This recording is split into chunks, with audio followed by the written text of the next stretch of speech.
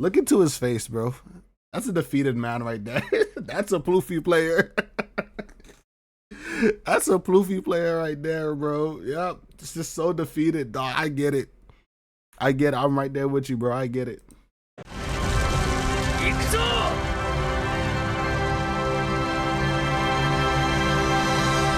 6-cost Sanji.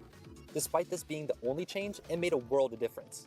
It had gigantic utility as being both a 2k counter and a blocker that could be cheated out with the leader effect, which read, while you have 2 or fewer Dawn cards than your opponent, in your hand this card costs 3. Unbelievable. A 6-cost 6k blocker on field is— Bro, Law just kept getting stealth buffed like every set, every mini set.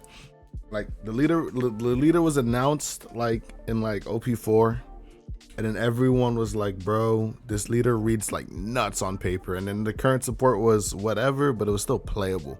I was an RP Law coper like from day -100, bro. The second it got on sim, I was already testing it. And bro, I didn't know how good I had it, man. so good for so many reasons. Plus, it's a 2k. Being 6 cost mattered in a format with Rob Lucci, the new de facto black deck that just tried to remove everything. This format felt pretty healthy in my opinion, with multiple decks competing for the top spot. Yeah, honestly, OP07, while I did play a decent amount of it, I just didn't want to play like the best deck, bro. That's like my biggest problem, is just not wanting to learn and play the best deck, man.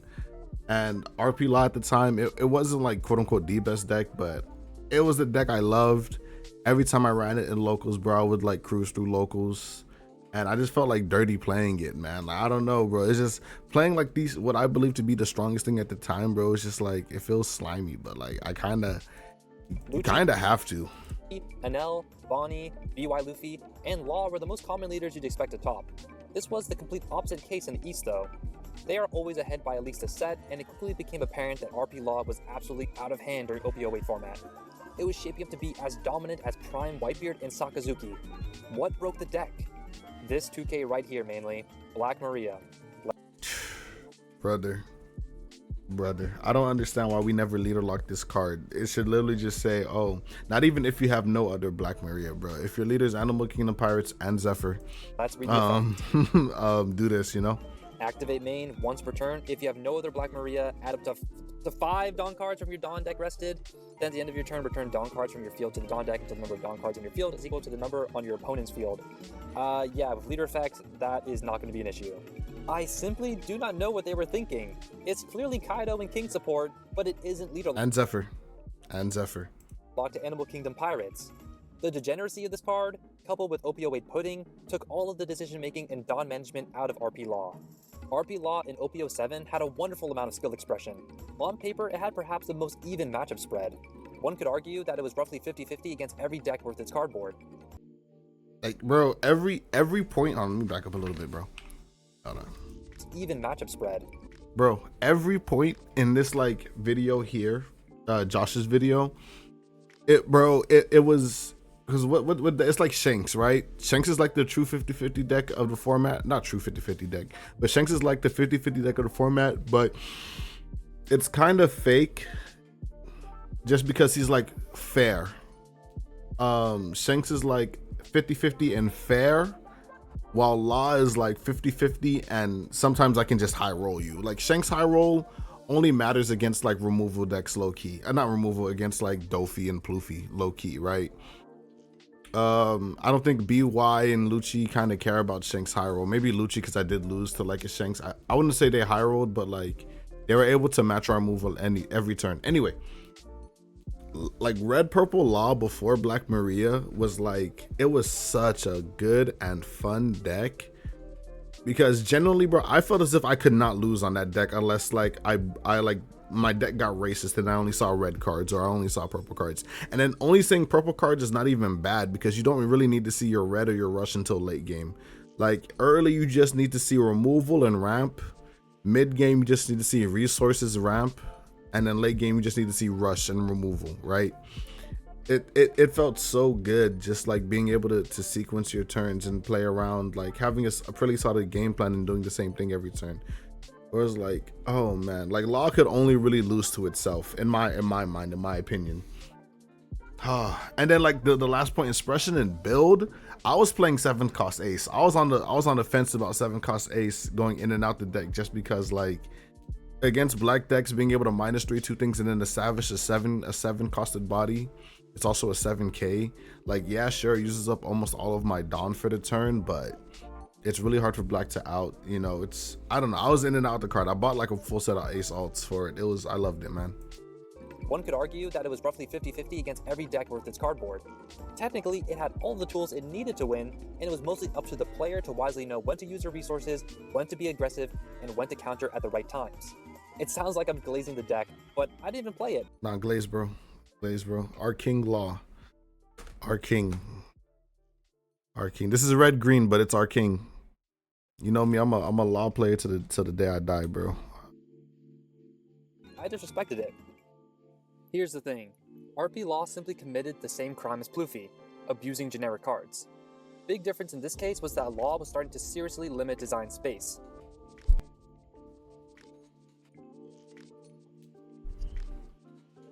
You could not print a strong 4-cost or lower purple or red character without immediately thinking about what Law could do with it. Big difference in this case was that Law was starting to seriously limit design space. You could not print a strong 4-cost or lower purple or red character without immediately thinking about what Law could do with it. Yeah, oh, hold on. That's what makes black... Perfect. Let's pause here for no reason. Anyway, Law, all of the band leaders, if you notice, they have one thing in common, which is like, or band cards as well, is like they limit design space for their color, for their archetype, right? Sakazuki meant you couldn't just print good generic blue removal because it had cost reduction and they could just bottom deck things. That's why like even getting Sword and Houndblaze was crazy for Sakazuki, right? Law, exactly what Purposefully here is saying in the video. You couldn't print good 4-cost or lower purple or red cards because Law would just take it and abuse them without leader locking. And then I understand Bandai not wanting to like leader lock everything that they would print out until the end of time, because it does feel nice teching in random generic cards, right? I do feel as if though Black Maria was like the card that you would leader lock if you were going to leader lock a card, because other decks can kind of use it, especially if like in OP9 they saw that they were going to release like Black Purple Luffy, who, you know, I guess could make use of Black Maria. I still think like that card, you can fit it in, but it's still kind of awkward to play at a lot of times. So Black Mirror would have been D card, but no, yeah, they're right. Law as like a leader definitely would have made the game, broke the game at some other set at some point in the future. So yeah. Black Maria is so frustrating and relates directly back to the point of the video. Bandai seem to have no idea how to handle purple. They give the color a bunch of individually strong cards, but that only leads to them being cherry-picked and shoved into one list, resulting in zero cohesion. Like, bro, this looks as bad as Ploofy. It's borderline random. I honestly just hate that Raise Max this goober saw so much play. Who are you? Quick aside, some of you may be wondering why I regard RP Law so highly as a purple deck while not giving Purple Dofi that same respect. To clarify, my criteria for a purple strategy is Dawn minusing and Dawn ramping. Purple's identity is tied to extracting value from your cards and Dawn in a completely different way compared to other colors. OP04 Dofi builds didn't truly play on this axis. Alright, as for Birdcage builds, I'll give you that. And then Birdcage Dofi only ran like 3 Dawn minus cards that you wanted to play. Which is I think still the problem with Birdcage Dofi is like, or when I tested Birdcage Dofi, the problem is you would end up with stage in your hand when you kind of didn't need it. There wasn't enough Dawn minus effects to take to really like take it to home. And then the good events like Punk Gibson, and then maybe if you wanted to run like Hell's Judgment and stuff like that, where like you couldn't really search them. Seeing this Killer though, this is my first time actually seeing this build with Killer. That actually makes a lot of sense because now you're able to search Punk Gibson, 8-cost kid, 5-cost kid, set all of the kids. You're able to search all of the kids with this Killer and Punk Gibson. So that's actually pretty nice tech. I don't remember playing that card. I kind of want to experiment with Green Purple Dofi like now, especially going into 10 as well. As like an interesting leader. I might drop a video on it later. Shameless plug. Sorry, purposely.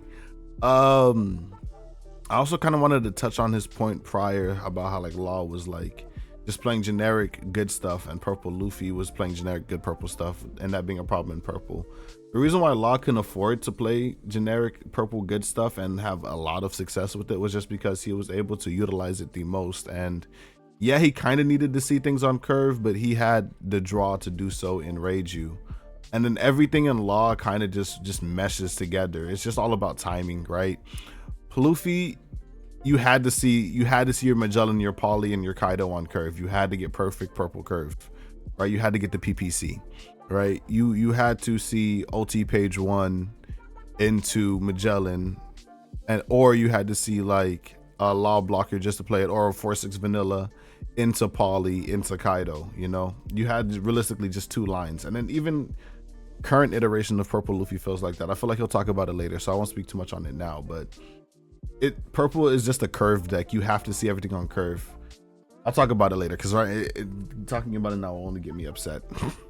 Totally did, but it was never a tiered strategy, although it was really funny. I'll never disagree that RP Law benefited tremendously from the red card pool. It made the deck aggressive and incredibly efficient at power base removal. However, it was the purple cards that acted as the fuel to keep the deck alive. Purple in many ways was even more integral than the red cards, because without it, the deck would literally self-destruct. I was never really a fan of playing Zoro in my RP Law list either. I forgot what my RP Law list was back in the day. I have a list on me now. Like, I have the deck built now just because I was testing some banned stuff. And it's abusing Black Mirror and stuff like that, but the deck can 1000% fully function without it. All of this interesting design was flushed down the toilet because purple got one too many pieces. One piece, if you catch my log post. There were 2 puns in there. There were 2 jokes in there. I'm gonna let them slide. I'm gonna let them slide. You got me. Give purple an inch, they take a mile. And so, just because of one stupid card, Bandai was forced to ban the leader, throwing purple's future up in the air. Another thing about that too is like, Black Mirror was a new card at the time, and you don't want to ban anything in new product. Yu-Gi-Oh faces the same thing all the time. And that was my biggest frustration with like Yu-Gi-Oh, is that they would print nuts support for a deck or an archetype. They would support decks in like 2 waves and like almost immediately support them. And Yu-Gi-Oh, you would get support here, then like 2 months down the line you get support there that breaks the deck, and then you wouldn't see a ban or a limit for like 3 more months. And then by that time, the card that they did ban or limit wasn't even the problem card. It was the card that just got released. But the product is still on shelf. It's still in rotation. So you don't want to ban a card that's currently in rotation. Which it makes sense why they banned the Whitebeard leader 2 sets removed from it, especially when they're having product issue, because OPO2 was not readily available by the time they banned the Whitebeard leader. So it kind of made sense. Hilariously, laws and any lobbies ban went into effect for both the East and West at the same time. This happened to be right before the West OPO7 national season.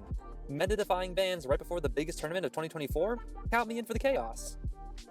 That little stretch, I remember it vividly, bro. There was like a 2-week testing period where I wasn't good enough to, or not even good enough to get into Nats, because it was open entry at the time, I think. But it was like I was just on standby helping my friends test, like, yo, bro, this 2-week format is gonna be interesting. Everyone thinks that this deck is the best deck, this deck is the best deck, this deck is the best deck. On the bright side, I forget what ended up winning. I think it was probably like what's his name? It was like BY or something. I think some black deck won. I forget. Experienced a huge resurgence in hype because its worst matchup was now banned. It took advantage. I remember the Reiju cope.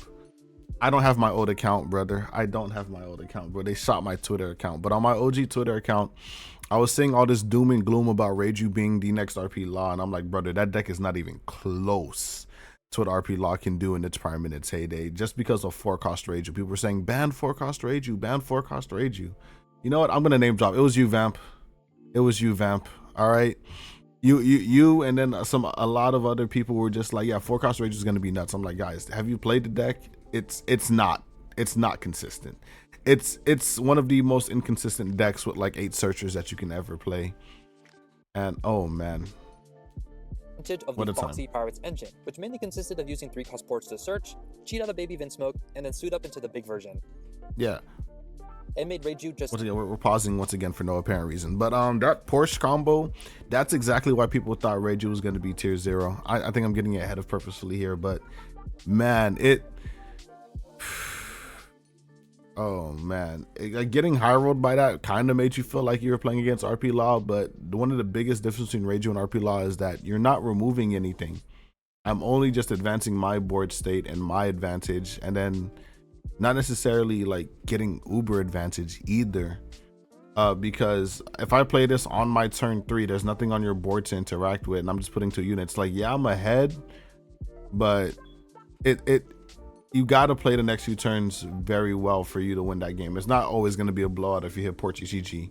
Although it is very good hitting PortCG turn 1 and stage. It is very good. I got a video up showing off my OP09 Reiju build. Another shameless plug. It's that much more aggressive and consistent. This perfect storm helped lead Reiju to a second place finish at the Texas National Tournament.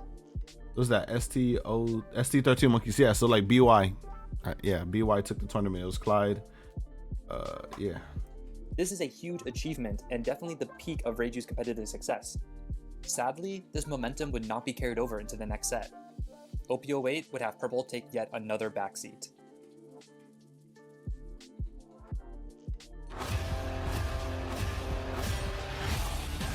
OP08 felt long and stagnant, especially since the meta barely changed since RP Law's ban. The decks introduced didn't really do enough to knock the best leader off of their pedestals.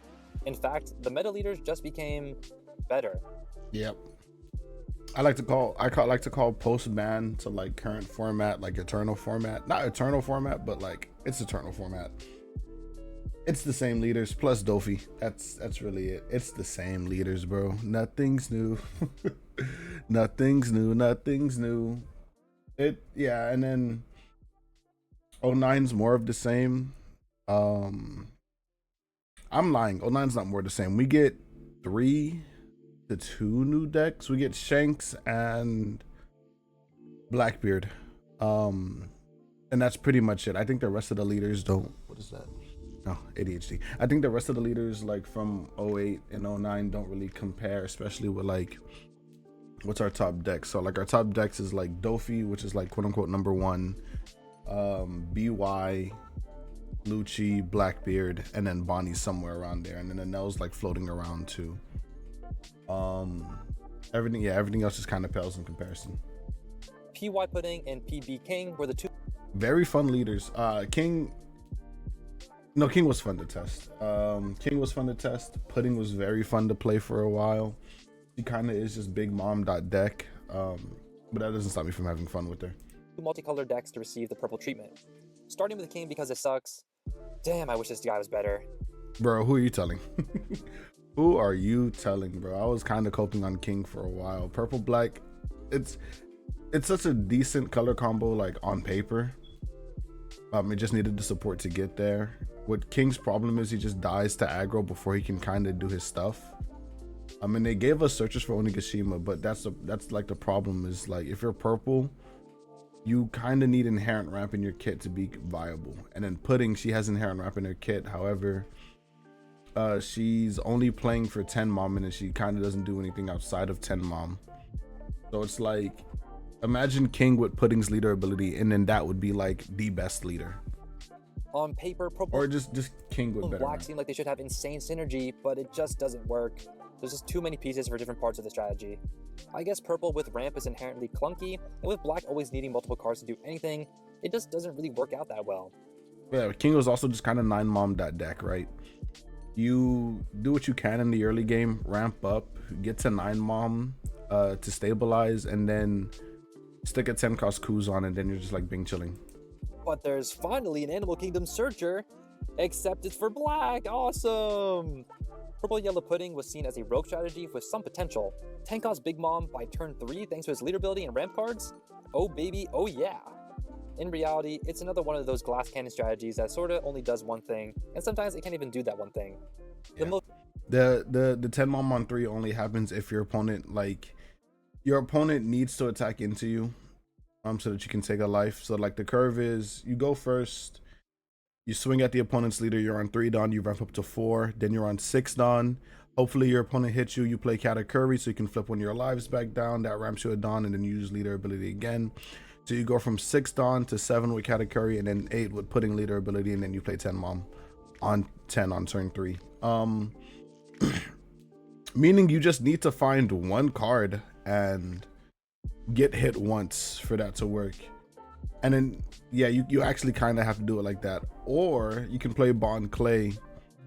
No, you can play like Bond Clay Viola on 6, but that's like needing 2 cards and both of them are unsearchable. So Most impressive purple card to come out in OP08. Now that, or if they hit you and you don't have Katakuri, you can do Bond Clay Flampe. I think no, you can't even do Bond Clay Flampe. Yeah, nah, see that it's weird. RP Law is banned, is 9-cost Linlan. It has the cost of Dom -1 and trashing a card from hand to heal you 1 life, plus an optional send your opponent's character of cost 6 or less to the bottom or top of their life. This will work decent in Pudding, but even better in Ploofy. This was a top-end card that let Ploofy actually grind out games. 9-cost Kaido since the game's inception was Purple's best generic boss monster. For the first time ever, there was a challenger. Honestly, Ploofy was a really underrated pick in such a slow format. Bonnie, Enel, BY Luffy, and even Lucci were all waiting to reach their big Dawn plays. If we look at this matchup spread, like because like without like the because we had starter decks, no, we get starter decks at 8.5. So like at the beginning of the format, we just have 9 mom, and we're still playing OPO5 Luffy list with 9 mom. I've never tested that list. I have no idea how it works. I feel as if you would still be favored into Nami just because you have Kamazo and other 4-drops and a lot of other stuff to play on curve. And now the matchup gets weird because they have like Nami now, the 5-cost Nami that KOs 5-drops. Lucci, I think you still just kind of lose to. BY, you might win that still. And Bonnie, I think you kind of just lose that still because of Carrot, but you are on Kaido instead of 9-cost Luffy. You have 9 mom. I need to test more into Bonnie because I'm kind of doomer about that matchup when it actually may not be that bad, but them sticking Carrot is really tough for Ploofy. Ploofy was essentially the same exact deck as it was in OPO5 with a few. Yeah, see, I just imagined. I do have a video about me taking another third shameless plug, by the way. I do have a video about me talking about playing Ploofy in the online case tournament against the Perona. Not really the most meta matchups, but it still is a black deck at the end of the day.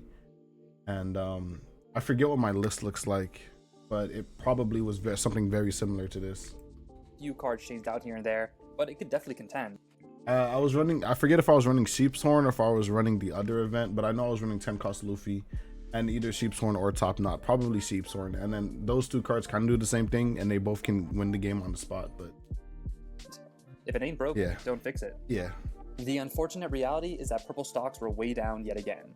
It was actually tied with red for being the least represented color. But there was hope on the horizon. SD 15 through 20 was about to seriously shake up the meta.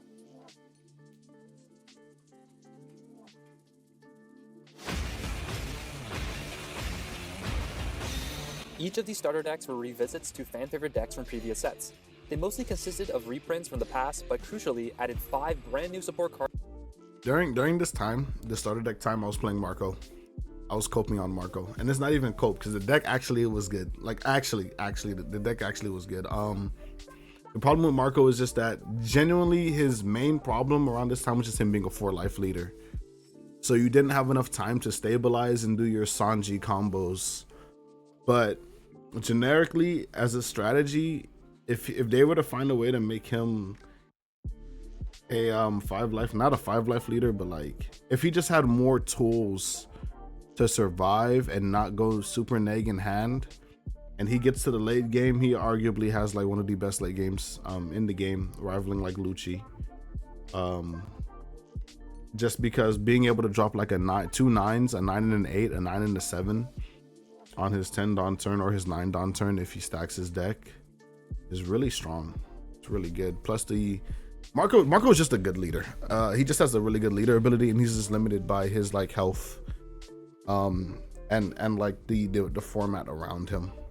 Cards for each leader. Ploofy got SD18, and boy, was this a breath of fresh air. Starting with Zorojuro, this perfectly statted 4-cost 6k body search for any Straw Hat in the game, including itself. Not only do we have a searcher at long last, but it fills that 4-cost slot that Ploofy loves to play on turn 2.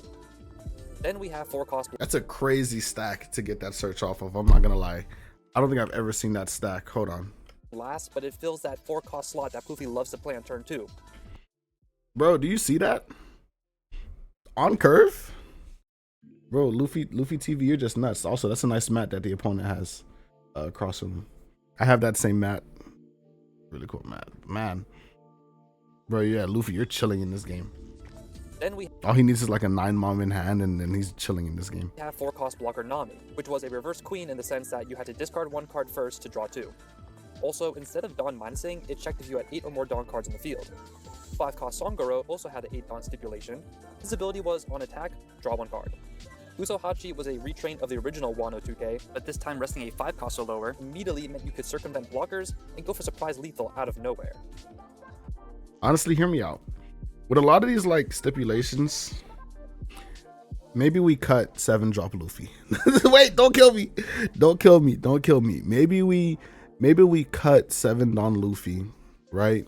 And we just look for a 3-drop that's like playable in the deck. And then so we go or we go back to playing Poly. Hear me out, right? I think if we go Zorojoro on 4, find a Songoro or something like that. I don't know. Find a Songoro, and then we just play like Songoro something. We need a 3-cost or a 2-cost something that protects our bodies from KO, or that makes you have to KO it first. Every color has one, but we need one for purple. I don't care if it's a Straw Hat or not. Just something so that we don't have to play Luffy Taro. I don't know. Go ahead and tell me that's the worst idea in the comments below, bro. The 8 Dawn threshold requirement was first seen in the OPO5 original Wano Straw Hats, except this time the effects were good enough to actually see play. And of course, saving the best for last, we have 7-cost 8K Luffy Taro. The boy. It couldn't be any more perfect.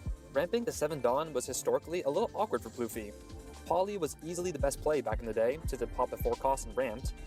But if you didn't have that, or there wasn't something for you to pop, you could play Kid, which usually felt pretty mid, or Vanilla, which was eh. Useless Captain Mid. Man, he will never escape that title. Or some other unimpressive play, maybe like a blocker or something. Now we can flood the board, either search with Zorojuro, or refill your hand while applying pressure with Songoro, or establish a blocker. I remember when these support cards were first revealed and people were pretty meh on their power level. It seemed more consistent, but not necessarily stronger. Consistent and Pluffy in the same sentence? Interesting. Interesting. Honestly, there might have been some truth to that. The original Pluffy build, which was generally called PCP or Perfect Curve Purple, was all over the place. Oh, Perfect Curve Purple, PCP. Got you, bro. In the East, bro, I just kept getting confused on the acronym. If it was like PCP, PC, like, bro, I call it the PPC, the Perfect Purple Curve. You feel me? You gotta hit him with that PPC sometimes, dog. You gotta drop that PPC on him. You feel me? The Perfect Purple Curve. But each card had a great role in the deck. With ST18, it finally had an engine, but that engine needed to be more than consistent to beat the meta. For this reason, there was a lot of discussion on what the best 8.5 list should even look like. Furthermore, Pluffy wasn't the only deck to get some new life. Enter the newest Tier 1 deck, OPO1 Mono Blue Doflamingo. Hey, shout out that OPO1 art.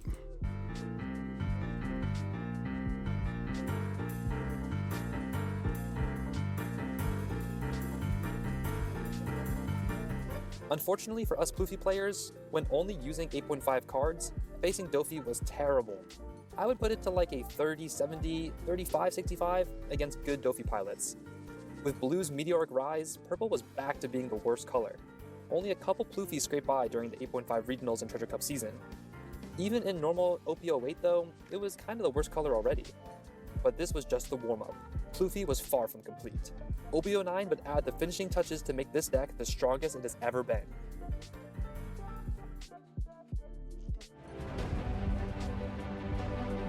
It's crazy that like we see that like OPO9 makes Pluffy the strongest it's ever been, and that still kind of isn't enough. I assume Purposely gonna talk about this later. Well, I've mentioned this before, but I think we're both gonna reach the same conclusion. I seen his short skit in which he played Pluffy, spoilers, or he was like the Pluffy experience, and I felt it in my soul. I'll probably watch it after as like a little ending.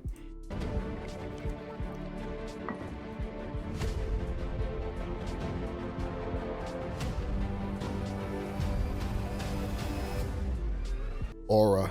Cinema. Reading this panel in the manga the week it dropped, cinema. At long last, we made it to the present day, at least as of recording this. This was an incredibly hyped set for many reasons, and especially hyped up for purple players. Let's just jump into the heavy hitters. First, we have yet another Searcher. 1-cost Law looks at top 4 for a Straw Hat or Hard Pirates card. Now this is consistency. Then there was 7-cost Sanji, which is a great alternative play on 7 Dawn since it rests your opponent's characters and has Rush to really get... Very underrated play on 7. I think part of improving my Pluffy play, like how well I can actually, it's my first time noticing Luffy in the corner too, like part of improving like how well I perform on this deck is like choosing to play this card instead of Luffy Taro on curve, and then just like getting value out of it. Get in there. Pause. Robin was an efficient and searchable chump blocker with counter, nothing too special here. For our new boss monster, we have 9-cost Luffy. He is a my bad, I just hate the art on this card. 10k rusher that draws a card for the base art. The alternate art is chef's kiss. on -1. Although 9-cost Kaido is more impactful when he hits the field, it's really nice not to don -5. Because of Luffy's pure efficiency and card draw, Kaido was officially out of the deck for good. You had a... Some people are still like back and forth on running this or Kaido. I'm one of those people as well. Just because like initially the argument was like, yo, you're removing something, and then it's kind of your finisher. Because the way I feel about 9-drop Luffy now is that he isn't a card you can play from behind. Kaido kind of is a card you can play from behind. Both of them, when played from ahead, can win you the game on the spot. But I generally feel as a, and then Kaido usually is like, he has to win you the game on the spot, where Luffy can kind of just chill on the board and get value for a few turns. So it's like pros and cons, personally, how I feel about it. A great run, my friend. Now it is time to rest. Besides, you definitely do not want to don -2 much so that you can abuse the hell out of this card. Gum Gum Giant is officially the best counter event in the entire card game.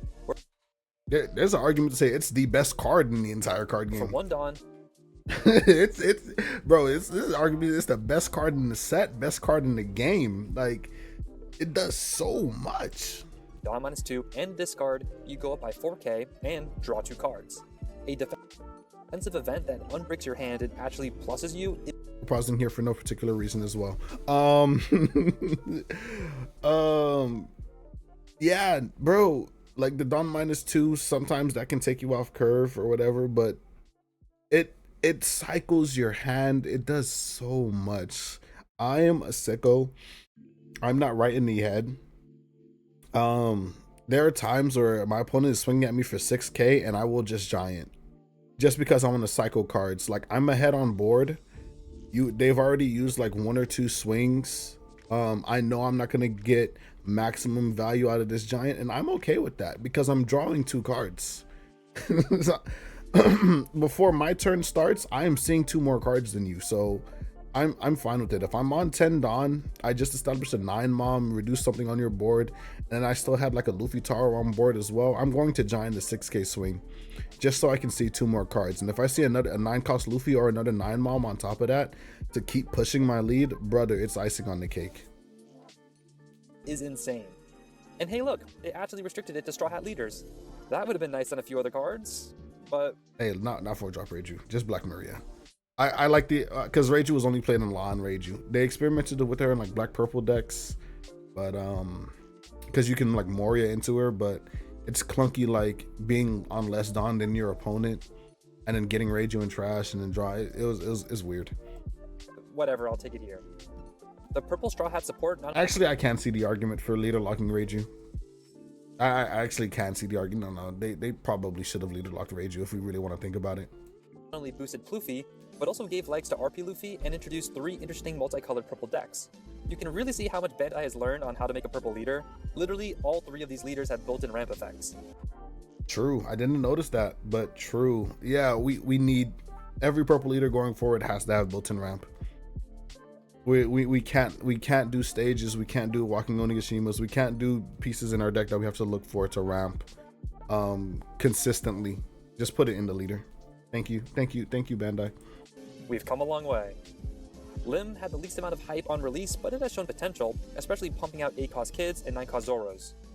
To be honest, the only thing making this a purple deck is the leader effect to ramp. Almost every card in the strategy is green besides Uzohachi and a couple of events. Purple-yellow Robin can ramp when attacking by discarding a card with trigger.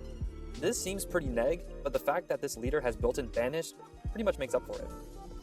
It's another spicy deck that mostly just plays yellow cards with purple Straw Hat Rushers and Gum Gum Giant. It actually recently got a top 32 at LATAM's national tournament though, so hey, there's something here. I was so hyped seeing this deck get top, bro. I was like, bro, people were saying, yo, this Robin is like 9-0 right now. This Robin's like 9-1. I was like, what? Robin's making top cut. I love seeing rogue leaders / like leaders with potential like get up there, you know, especially like newer ones too that people like discounted. Last, but certainly not least in my eyes, we have Purple Black Luffy, who has 2 effects. For Dawn 1, all characters on the field are given +1 cost. Additionally, once per turn, during your turn, if 2 or more Dawn were returned to the Dawn deck, you ramp 1 Dawn rested and 1 active. I would be on this deck if it was not for the existence of Blackbeard. Genuinely. I also feel as if sometimes it just kind of dies to Dofi, but I would be on this deck if it wasn't for Blackbeard. Honestly, I'm taking it to locals tonight. Yeah, I'm taking it to locals tonight. I don't care, bro. You know what? I might take this deck to Dallas. I might take this deck to Dallas. Call it a day, bro. Because I'm just gonna have fun, bro. I'm just gonna play what I want. But like the idea of playing Pluffy right now, I got a little bit enthused to play it again, but I might just play PB. And so I might just play PB, bro. That leader is so much fun. This newest mechanic is so cool, especially with the purple support cards designed around this gimmick. For starters, the 7-cost Sanji and 9-cost Luffy from earlier could trigger this ability. You simply chose to Dawn -2, which means you technically don't deramp when you play these, plus you get 1 back as active. As for the rest of the playable leader support, there's Frankie, who on Dawn -2 is another discard 1, draw 2 blocker. 3-cost Zoro is integral to the strategy, acting as your best proactive ramp card in the early game. Gum Gum Lightning is an activate main event that KOs a 6k power character for Dawn -2 with a trigger to ramp. It's actually so sad that a deck that plays both Black Maria and Gecko Moria isn't that good. Come on, man. Don't do that to us, bro. I know it hurt writing that, bro. I know it hurt, bro. I know it hurt, bro. I know. Like, this leader's like, I think low-key, like, is this leader tier 2? I think this leader might be tier 2. There's like combo builds going around that run one-legged toy soldier and sheeps and top knot and other stuff to like cost reduce and KO and bottom deck and stuff like that, acting as like pseudo Sakazuki. But I think that list is inconsistent, and this deck kind of doesn't need the consistency as a 4-life leader that also plays a decent amount of bricks. So I don't know. Don't get me wrong, when this I prefer like the quote unquote pure build, Straw Hat build. deck gets going, it's insanely powerful. There will be times where you face this deck and it feels impossible to win. Yet it's missing a teeny tiny bit of juice. It can be a little inconsistent, it can be a little bricky. Yeah, it's purple and black. It takes the 2 worst things from each color. Purple being inconsistent, black giving you those bricks. It can also just die out of nowhere. Being a 4-life leader nowadays really sucks. If you're starting with less than 5 lives, you better be doing something really unfair. Oh, I'm glad you put that in there, boy. That ooh wee, boy. That Luffy leader, boy. Ooh. Still though, I feel like there's so much potential for this deck, and one day it's gonna be cracked. I can just feel it. Let's finally circle back to Pluffy and look at a complete list. Here's the deck in all of its glory. It's beautiful. It's everything we wanted. Almost every card is Wano themed, right down to the Law and Kid Alliance on the rooftop of Wano. Lin Loki also fits in mad well too, since she was there during the main fight. The one and only card that doesn't fit is Bon Clay, but hey, he's an honorary Straw Hat, so he gets the pass. Shout out my dog Bon Curry, man. Okamas never say goodbye. Not only is this deck thematically on point, but man, it flows so smoothly. Take a ride When it works. with me on this wonderful curve. Go first, search with Law, then ramp and play Zorojuro, then ramp again and play Luffy Taro Songoro, then ramp again to play a boss character, or if you're feeling spicy, play another Luffy Taro combo. Once you're at 9 or 10 Dawn, you can protect your last few life cards with your Giants. No surprise here that Ploofy is back to Tier 1 status. Bandai has finally done the impossible, making a strong and cohesive strategy for purple. After all we have been through, after all the piles of nonsense we had to brew to make this color shine, we are given this gift. For that, I can only thank the One Piece card game gods. Okay, let's come back down to earth for a second. Boy, I thought I was right there at the Lulu with you, twin. Y'all like, oh wait, we not gonna adjust the elephant in the room. Like you've played this deck. I know you played this deck. Go off, King. This deck 100% has the ability to destroy almost every other deck, if it draws well. And actually, it kind of has to go first. Okay, no, it really needs to go first. Well, as luck would have it, Ploofy isn't infallible. It has glaring weaknesses, the prominent ones being a much less powerful going second curve, as well if you don't see your Luffy Taros on time, it feels so bad. You'd think with 2 searchers and life draw this wouldn't be a big issue, but with Ploofy there are so many pivotal turns where you just need to play your curve or you'll probably lose. What makes suboptimal curve so punishing this format is the prevalence of Dofi and Lucci, 2 pretty bad matchups for us. Making long tournament runs can be a very uphill battle, knowing you need to semi or just flat out high roll all day long. Yep. You said everything and more. Ploofy, I seen someone call it, I forget what it was in a Discord or a group chat, but someone asked, hey, a member of the chat, hey, are you gonna take Ploofy to this regional? Not asking me, they're asking someone else. And a dude responded and be like, that dice roll deck? No. And I'm like, dice roll deck? Well, no, it's a dice roll deck because you like exactly like Purposefully said, you have to go first. You have to see Zorojiro, you have to see Luffy Taro, or you just have like Ploofy has to tick so many boxes to become like the best deck in the game. And it's like you have to decide whether you just want to roll those dice or not. And then another quote unquote dice roll deck is here on the screen, Katakuri. Katakuri, yellow itself being a dice roll color, Katakuri can be one of the strongest decks in the game if your life is just arranged perfectly for that game, right? Let's say you go second on Katakuri, you're going against Dofi, they hit you, go first, drop Jinbei Weevo, first life Onami, then you swing 7 into the Jinbei. All right, cool. Then they play another Jinbei Bow or something. Next life Nami Onami, boom, dead. Third life Kikunojo or something like that, right? And then like 4th life Frankie or so, or whatever, you play 10 on curve, 5th life 0 cost event.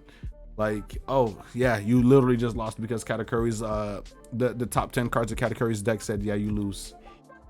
You can do everything perfectly as a Ploofy pilot, but if you don't see the right cards at the right time, it'll just feel terrible. This is most likely the main reason why you'll see many top players opting for decks that either have higher skill ceilings, like BY Luffy, Lucci, and Dofi, or ones based for that Blackbeard take that boast better consistency, like Shanks, Enel, or Bonnie. I don't want to speak about Bonnie. I will not speak. But hey, if Ploofy's nature bothers you, then maybe purple isn't your color. A true purple player puts faith in their cards. We throw caution to the wind, ramping and don-minusing to our heart's content. Is this the absolute best deck you could be playing? No. But is it fun? I think a lot of people would answer yes. When the stars align, and it's one of those days, you can take this deck to the very top of the standings. North America's Orlando Nats is proof of that. Purple has had a wild journey thus far, and it's honestly humbling to see where we started and how far we've come. It's sad to know that purple is still generally the weakest color in the game.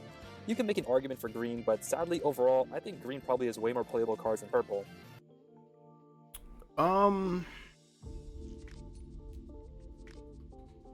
Here's what I'll say about green, and I think a lot of people echo the same thing about green. Imagine green without Bonnie. Where would green? Bonnie has been the green representation for about 3 sets now. For about 2.5 sets now. Prior to her, there was no like real green deck, right? Because she is like the green deck. There were like dual color leaders, and then our last monocolored green leader that was viable was like Kinemon. That's all I'll say. But purple is also in a similar spot, right? Like before Ploofy, our last viable purple leader was Kaido.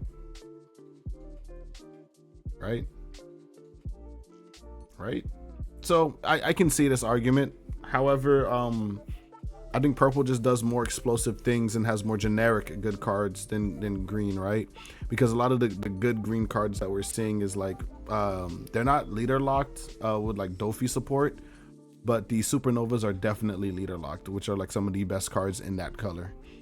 So like imagine, it might be kind of weird to say imagine, you know, this without this and make up this crazy hypothetical, but that's my views on it. I still think green is one of the worst colors in the game. It's just carried by Bonnie and supernovas and Dofi.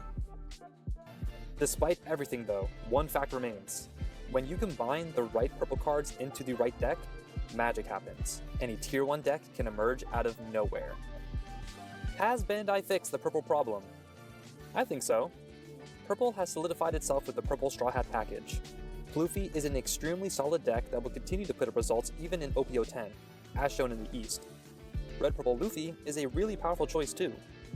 And not for nothing, Foxy and Reiju can get results here and there. Yeah, you heard me right, Foxy.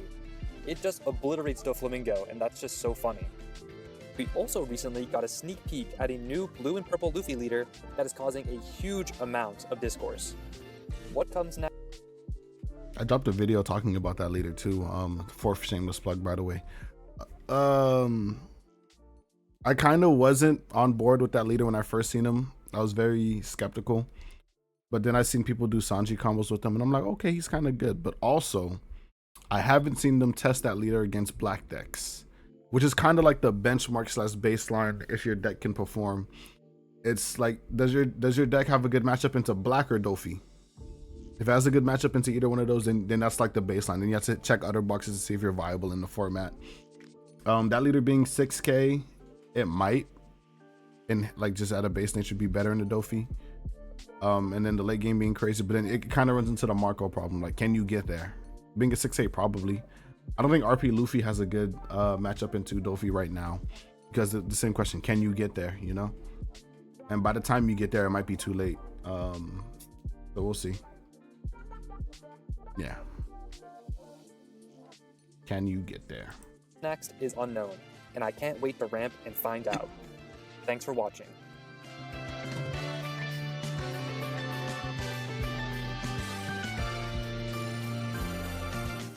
I really hope you enjoyed this video. If you did, please consider subscribing and liking the video. Comment down below if you have any other ideas for something like this. It's very different from my usual content. I definitely want to be focusing on skits moving forward because this took up a lot of time, but this is something that was a passion project and I just wanted to try my hand at it. Shout out to Eggman for a lot of this data. The historical tournament results was so necessary. One Piece Top Decks as well is another great resource. That's it. Please make sure that this video doesn't flop. Please, please. All right, yeah, WVid. Liked it a lot. I started the game in like 04, so I wasn't really there for like the full purple struggle bus, but I played Ploofy a little bit in 05, played Ploofy, came back to him every now and then and again. Tried my hand at playing Ploofy at the start of 09, realized everything you said towards the end of the video, where he is just a dice roll deck. Like I have this like super fancy like deck box with them, you know. It's like I was like, yo, I was really hyped for this leader. But he kind of is just a dice roll leader, so I think I might just spend my time you know, working on this one, making that one work. Yeah, let's watch the skit. Yo, pause, bro.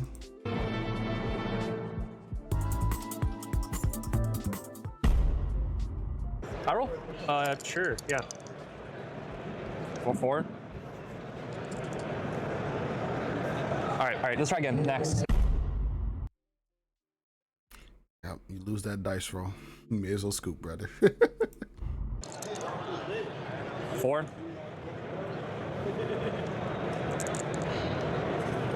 right, GG.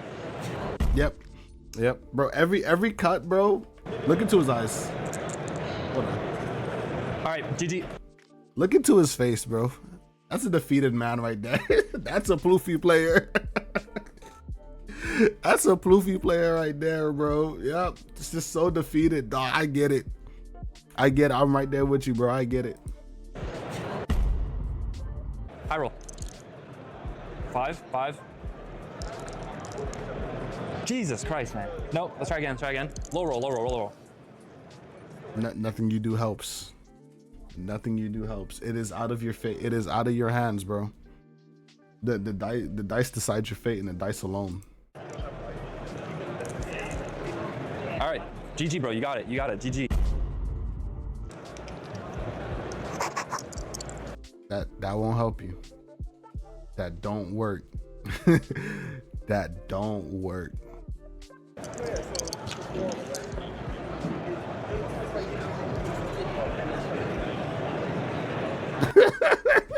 I'm not gonna lie.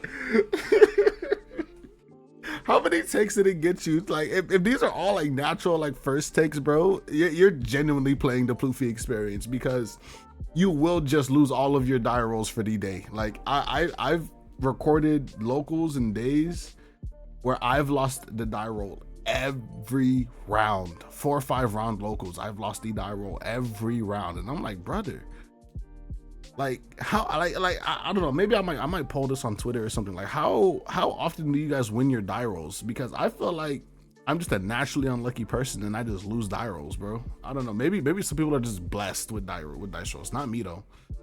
Not us. Not us. Bro, there's no light in those eyes. There's no light in those eyes, bro. There's no light in those eyes, man. Yeah, it's gone. It's gone, bro. It's only Luffy, Taro, and Pain. That's the only thing that's in there, bro. Luffy, Taro, and Pain. You gonna roll? Aww. And the light came back. The light came back. All right, I'll go first. I was overreacting. I'll go first. Yeah, you one dice roll away from crashing out. Then you get that one round where you win the dice roll. Like, okay, I'm going first. Now you got to pass the second test. Jimmy, Croc, and pass. Did you pass the second test? All right. I see Zorajuro. Draw for turn. Didn't pass the second test. Didn't draw Luffy Taro. Leader effect. Didn't see it in life. And the light is gone from his eyes. Yeah. Yeah. You got it. 6. Draw for turn. Leader effect. Yeah. Yep. Leader effect. Bro, yeah, now they show up. Now we have 3, we have no targets. What is this? And then third check. Yeah, bro. Yeah. What is this deck? Now they show, of course, now they show up. Oh, just passing on that. Seems a little weak, because my deck's fire. Yeah, we'll ramp. We'll swing 5. You see how fast he's playing? He has combo. He has combo. Bro, yeah, nah, he has combo. Counter. 6. We'll take. Bro, he was so ready to play that card, bro. He's like, yo, why are you moving so slow, bro? Take that life so I can play my Luffy Taro song, girl, please. Thank you. Big mistake. Let's go. We're back. We're so back. We're so back. All right, so I we guess never let's left. go 10 to leader. No giant? I still lost. I had everything. What did I do wrong? Did I do anything wrong? I think I had the nuts. Yeah. think. Yeah. Like this. Awesome. I Great. saw everything. Why That's a great necklace. I like how it like blends with the mic a little bit too. That's cool. do I play this deck? Why do I play this? Because you like gambling, but you hate yellow.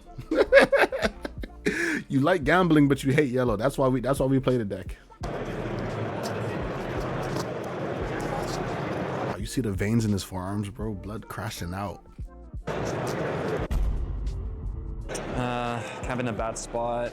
No blockers, but maybe this will save me. I'm dead next turn. All right, we got it. We'll pick up giant. That's a valid target. Don't read my card. What are you doing? And Wait. Can't you only search? it searches us straw hats and Heart Pirate cards. So It does search Straw Hats and Heart Pirates. It does do that. You know, can I take a look real quick? Nah, bro. it's just look. Just let me have this, man. We're just playing locals. Come on. Doesn't matter. It's I know Zoro. it's just locals, but but like, It's can I just play? Bro, it checks top 4 for a straw hat and a heart pirate, bro. Like what else are we looking at it for, bro? Can we please play the game? Advance the board state, please. You guys get the giant. It's a straw hat card. It should search it. You get it. All right, pass over to you, man. I got 3. Man, I get it, bro. I get it. All right, yeah, that's gonna be it from me. Shout out Purposefully TCG. Real Ploofy player, he knows the real struggles. I really loved the video on the history of Purple. So glad I was able to experience that ride and get some insight, especially in the earlier formats that I wasn't active in. Really think it was a well-produced video, well edited. I had some laughs, everything like that. Amazing video. Thanks again, Purposely, for like letting me do this. And yeah, that's it. Yeah, subscribe to him. You know, please drop me a sub / comment or whatever if you can. Yeah, anyway, peace guys.